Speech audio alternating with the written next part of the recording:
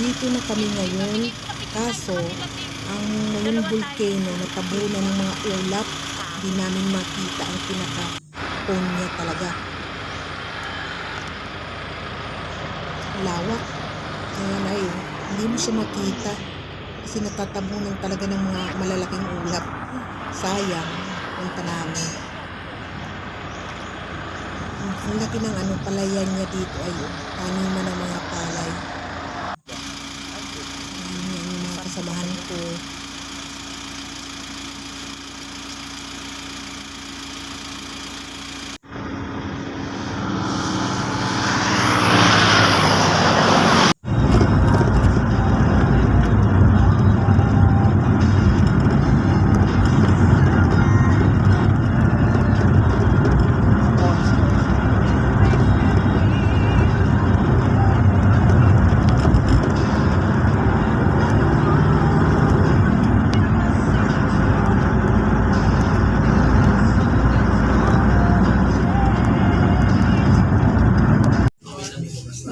Kain muna kami dito sa nadaanan naming restaurant kasi 1 o'clock na ng tanghali. Ito?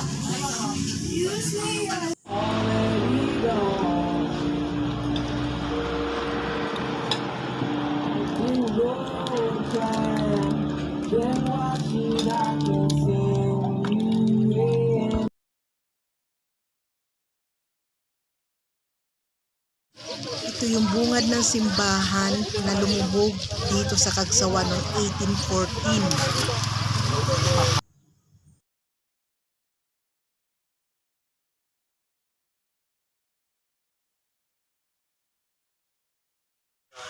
Sabi ko nga siya, ma'am, magiging pa sa mga Ito grakas.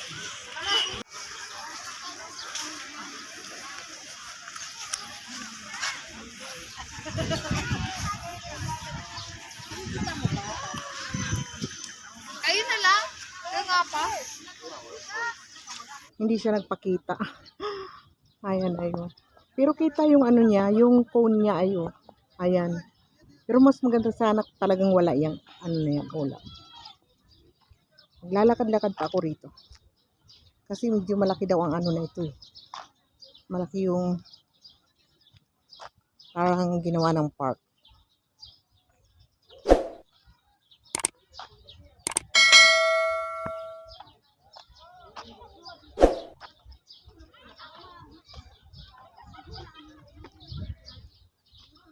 Oh.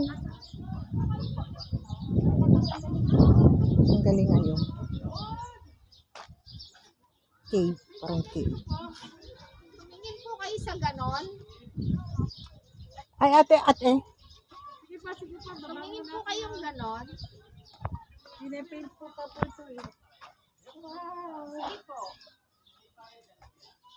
competition.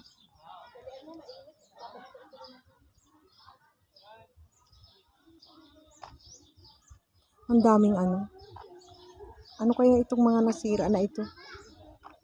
Na puro building din siguro ito. Nasira lang nung nung pumutok ang main volcano noon. Ang dami ayun. First time kong nakarating dito. Yan.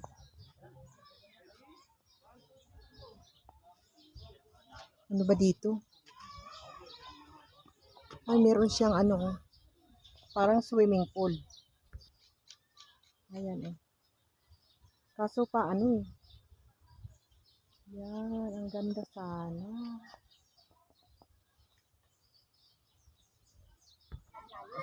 Ang pinaka-destructive na pagsabog ng mayong volcano ay naganap noong 1814.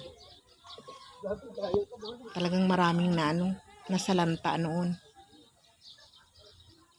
Imagine, nalubog ang simbahan ng Cagsawa Church. Natira lang ay ang tuktok niya. Amaki mo daming lupa laban na inilabas noon. Napakataas ng simbahan ay inabot ang talagang nalubog siya. Madami ring taong namasyal ngayong araw. Yun nga lang, hindi nagpakita si ang Mayon Volcano. Ang layo pa naman ang pinanggalingan namin. Galing pa kami ng Camarines Norte. 6 hours din ang niya, ang biyahe.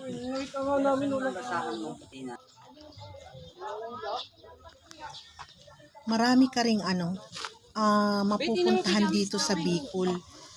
Hindi kakayanin ng ng isang araw lang. Pwede ring 1 week.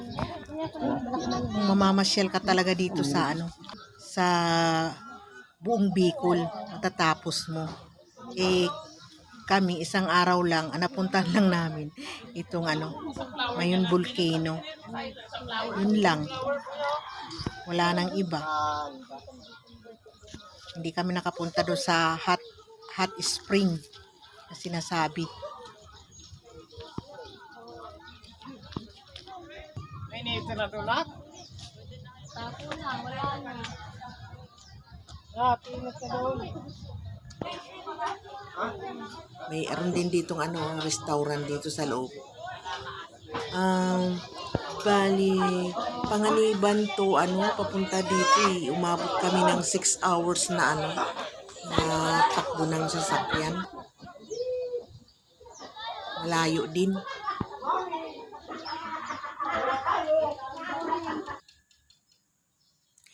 Itong lugar na ito ay may bayad siya bago ka pumasok dito, 20 pesos. Hindi ako nakapasok kasi naiwan ko yung wallet ko dun sa sasakyan. Sayang. Meron silang garden. Ang ganda Tapos nilagyan nila ng nagkuha sila ng may sili na to. Parang statue ba to? Pwede ka ditong may umupo yan kasi may mga upuan naman. Tapos iyan naman yung mga tindahan ng mga gifts, mga pangregalo, pangregalo. Yun, mga pasalubong pala. Ayan.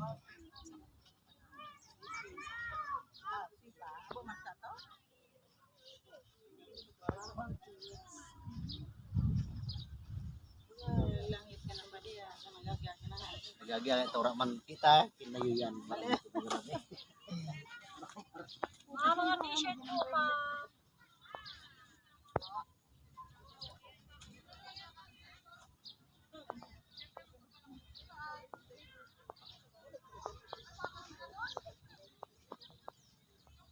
ETB sir. ETB kaya.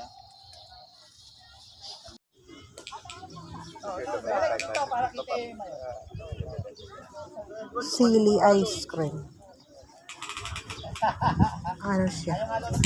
Maanghang siya pero masarap. Uy!